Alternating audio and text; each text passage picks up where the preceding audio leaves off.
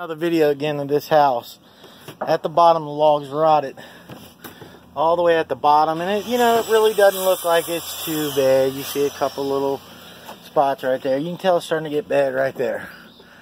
But again, that roof line right there, overhang, is so small. The water just comes flying off there, hits the ground, bounces back. Now you see it right there. You can tell there's rot in there, but you really don't understand it until you start pulling it out. Yeah, wow, huh? That's how bad the bottom of it is. That whole bottom was rotted out. There's a bunch of carpenter ants and stuff down in there. But as you can see, the subflooring is rotted out also.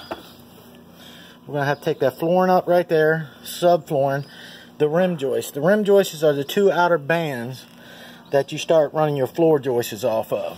And that's what the house rests on also. But there you have it. You can see how bad it is once you start pulling it out. A lot of people don't realize how bad this really gets. So again, protect your home with gutters and proper overhangs. It gets pretty pricey us coming out and having to do this.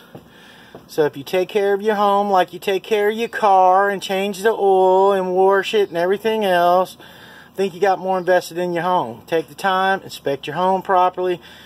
When it's raining, go outside, see where the water's splashing back, stuff like that. Water on a log home is bad business. So, take the time, check it out, so you don't have to have us at your house doing this. But this is how bad it will get if you don't have proper drainage from your home. If y'all have any questions, give me a call. Again, if you like the video, please share it. Thank you and have a good day.